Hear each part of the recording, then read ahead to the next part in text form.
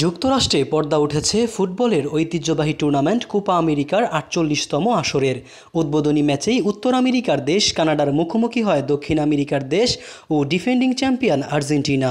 টানা দ্বিতীয় শিরোপা জয়ের লক্ষ্যে তুলনামূলক সহজ প্রতিপক্ষের বিপক্ষে দারুণ জয় নিয়ে মাঠ ছাড়ে লিওনেল স্ক্যালোনির দল। ফিফা র্যাঙ্কিংয়ে ৪৮তম স্থানে থাকা কানাডাকে ২-০ গোলে হারিয়েছে কোপার বর্তমান চ্যাম্পিয়নরা। গোল দুইটি করেন জুলিয়ান আলভারেজ ও লাউতারো মার্টিনেজ। শুক্রবার বাংলাদেশ সময় সকাল ৬টায় আটলান্টার মার্সিডিস ব্রেঞ্জ স্টেডিয়ামে শুরু হয় ম্যাচটি। কানাডার বিপক্ষে শুরুটা ভালো করলেও গোলের দেখা পায়নি মেসির আর্জেন্টিনা। গোলশূন্য ড্র অবস্থাতেই শেষ হয় ম্যাচের প্রথমার্ধে সমান তালে লড়ে কানাডা। আর্জেন্টিনার সামনে ৭টি শট নেয় তারা। যদিও বল পজিশনে এগিয়ে ছিল বিশ্ব চ্যাম্পিয়নরা, তবে দ্বিতীয়ার্ধে শুরুতেই এগিয়ে যান আর্জেন্টিনা।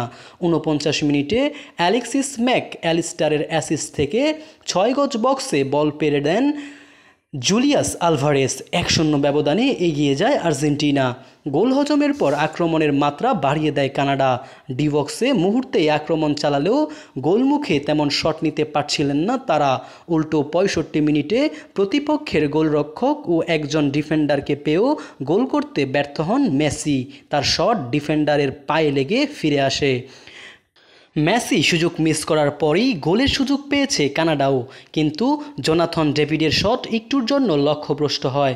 ৭৯ মিনিটে আবারও গোলের সুযোগ পান মেসি। এবার গোলরক্ষককে একা পেয়েও বল বাইরে মারেন এই মিয়ামি তারকা। তবে ৮২ মিনিটে মেসির ক্রস থেকে গোলরক্ষককে একা পেয়েও ওতেমেন্ডি হেড করেন বাইরে। এত গোলের সুযোগ মিসের দিনে অবশেষে লাউতারো মার্টিনেজ ব্যবধান বাড়ান। ৮৮ মিনিটে মেসির ক্রস থেকে গোলরক্ষকের পায়ের ফাঁক দিয়ে দারুণ ফিনিশিংয়ে দলকে ২-০ ব্যবধানে এগিয়ে দেন। শেষ পর্যন্ত ওই ব্যবধানে ম্যাচ জিতে মাঠ ছাড়ে আর্জেন্টিনা। মোহাম্মদ সাইম সরকার, নিউজ বাংলাদেশ 64।